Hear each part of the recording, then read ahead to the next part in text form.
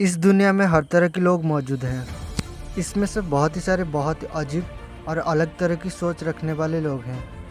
लेकिन आप इनमें से जितने भी अजीब लोग को देखा होगा, उनमें से ज़्यादातर ऐसे होते हैं जिन्हें या तो कोई शारीरिक और मानसिक बीमारी होता है या फिर उनकी एजुकेशन में कोई कमी आ जाती है, जिसकी वजह से वो दूसरों के मुकाबले अजीब बिहेव करने लगते हैं।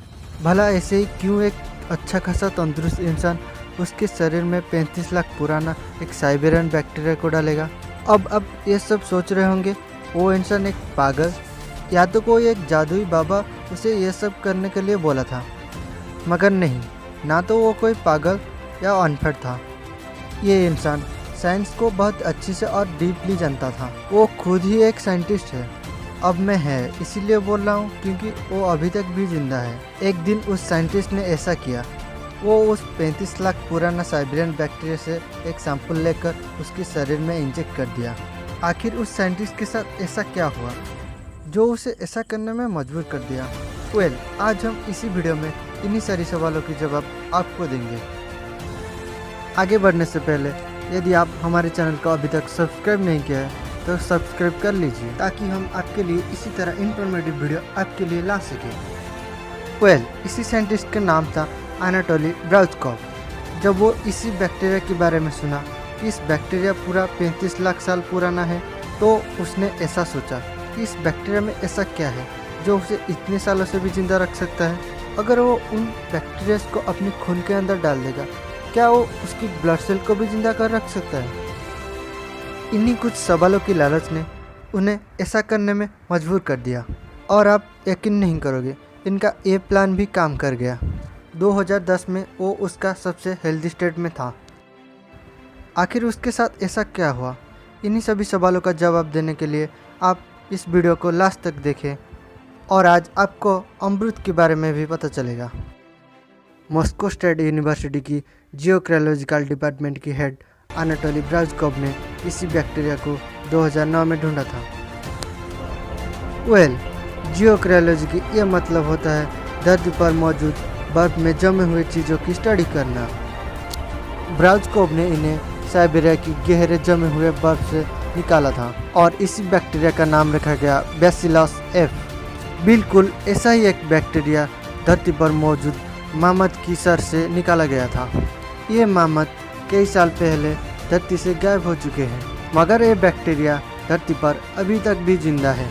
इसी बैक्टीरिया की जिंदा रहने की काबिलियत ने बहुत ही सारी साइंटिस्ट की एंजाइटी को बढ़ा दिया था और बहुत ही सारी साइंटिस्ट ने इसी बैक्टीरिया के ऊपर बहुत ही सारी रिसर्च किए। जैसे कुछ साइंटिस्ट ने तो इसी बैक्टीरिया को रैट पर भी एक्सपेरिमेंट करना स्टार्ट कर दिए थे। इसका रिजल्ट ये निकला कि जिस चूहों पर इस एक्सपेरिमेंट किया गया था उनका life span average life span की ज़्यादा है। इसका मतलब इस बैक्टीरिया में कुछ तो खास बात है।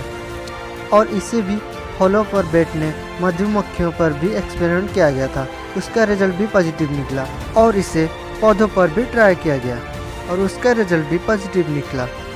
इसी बैक्टीरिया में कुछ तो खास बात है जिससे वो चीज़ों की लाइफ बढ़ा देती थी।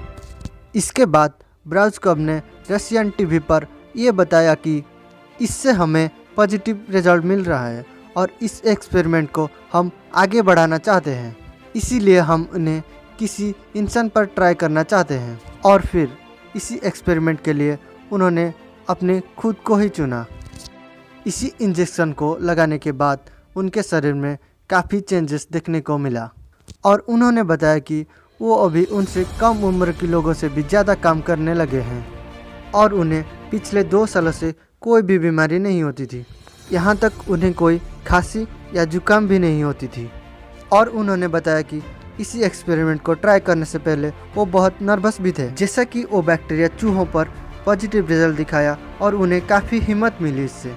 जिस जगह से ये बैक्टीरिया उन्हें मिला था और वहाँ की आसपास के रीजन में जहाँ उस पहाड़ से पानी जाता है, शायद वहाँ के लोगों में इस पानी के थ्रू वो बैक्टीरिया चला गया होगा। और सर्वे करने पर ये पता चला कि साइबेरिया की बर्फीले पहाड़ों पर ये रहने वाले या कुछ लोगों का लाइफ स्पान यानी दूसरे लोगों का एवरेज लाइफ स्पान से ज़्यादा है। खुद पर इस्तेमाल करने से पहले जब उन्हें पूछा गया कि ये कैसे काम करता है, उन्होंने बताया कि हमें ये अभी तक भी पता नहीं है कि इसका मैकेनिज्म कैसे काम करता है। जैसे हमें एस्पिरिन की मैकेनिज्म भी पता नहीं है, लेकिन उसका एप्लीकेशन हम सदियों से करते आ रहे हैं अपने दर्द को कम करने के लिए। उसी तरह इसी बैक्टीरिया की मैकेनिज्म भी हमें पता नहीं है, लेकिन उसका एप्लीकेशन और इफ़ेक्ट्स हम खुद ही देखे हैं कि वो कैसे चीज़ों की लाइफ बढ़ा रहा है। और वो बैक्टीरिया अभी तक भी जिंदा है और हमारे साथ भी है। क्या पता वो हमारे बाद भी जिंदा रह पाएगा।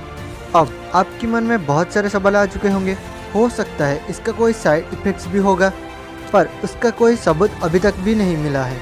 लेकिन हमारे पास ऐसे भी मेडिकल इक्विपमेंट्स है जो इसका साइड इफ़ेक्ट्स को आइडेंटिफाई करके ज़रूर सोल्यूशन निकालेगा। ये एक्सपेरिमेंट को एक पूरी तरह सिक्योर्ड लॉक रूम में किया गया था। इससे होने वाले हर एक चेंजेस को एक मॉनिटरिंग रूम में रिकॉर्ड किया गया था। इसमें कई सारे छोटे मोटे चेंजेस भी शामिल थे। ब्राउज़कोप के बाद एक दूसरे साइंटिस्ट डॉक्टर चेन या विस्की ने बताया कि ये बैक्टीरिया जिंदगी भर एक बायोलॉजिकल एक्टिव सब्सटेंस निकालता रहता है, जो कि इनकी खुद के और जिसमें वो रहते हैं उनकी इम्यून सिस्टम को बूस्ट करके रखता है। और ये प्रोसेस ये बैक्टीरिया अपनी लाइफ टाइम में हर दिन करता रहता है, जिसकी वजह से इनका उम्र कॉन्स्टेंटली बढ़ता जाता है। डॉक्टर ब्राउज़कोप ने इन्हें इंसानों के लिए अमृत बताते हैं। जहाँ पर ये मिले थे इस बैक्टीरिया की वहाँ पर 3 कैटेगरीज थी और ब्राउज़कोप को ये पता चलाना था कि वो कैसे अपने सेल्स को डैमेज होने से बचाता है। उन्होंने इस बैसिलस एप का डीएनए को अलग किया और उन्हें उसमें कई अलग अलग जीन्स भी देखने को मिले। और जैसे ही उन्हें उस जीन्स का पता लग जाएगा तो इंसान अपनी उम्र को बढ़ा पाएगा। और सिर्फ इतना ही नहीं, वो ऐसे कई बीमारी से लड़ पाएगा जिसका कोई इलाज अभी तक भी नहीं ढूंढा है। और इसका एक्सपेरिमेंट इंसानों पर पहली बार किया गया था और शायद यही वो कारण बन जाए जिसकी वजह से ब्राउज़कोप इस दुनिया का सबसे ज़्यादा उम्र वाले इंसान बन जाए। इसीलिए हमारे साइंटिस्ट ने हमेशा नेचर की ओर देखते रहते हैं। इसी बीच फरवरी 2018 में द न्यूयॉर्क टाइम्स के एक आर्टिकल में एक मोल रैट यानी एक अलग किस्म की रैट के बारे में बताया गया था। ये चूहा करीब 30 सालों तक जिंदा रहता है और इसके अंदर लगभग हर तरह की कैंसर से लड़ने के लिए काबिलियत है। अगर साइंटिस्ट कभी इस चूहे का डीएनए को डिकोड कर पाए और उसका जीन्स को पता लगा पाए और इंसान भी हर तरह की कैंसर से लड़ने के लिए इलाज ढूंढ पाएगा। और ब्राउज़कोप कहते हैं कि हमारे आसपास ऐसे बहुत सारी चीज़ें मौजूद हैं जो इंसान के लिए हेल्थ और मेडिकल के फील्ड में चमत्कार कर सकती हैं और बहुत सारे तरक्की भी ला सकती है। ब्राउज़कोप की लाइफ क्या सच में बढ़ गई है और ये सिर्फ प्लेसिबो इफेक्ट का असर है? ये तो आने वाले टाइम में ही पता चले जाएगा। लेकिन हाँ, अगर ये सच हुआ तो मेडिकल साइंस में एक नया रिवोल्यूशन आ जाएगा। क्या आप अमर रहना चाहते हैं? तो नीचे कमेंट बॉक्स में लिख लीजिए। ऐसे ही इन्फॉर्मेटिव वीडियोस देखने के लिए हमारे चैनल को सब्सक्राइब कीजिए और बेल आइकन को प्रेस कीजिए।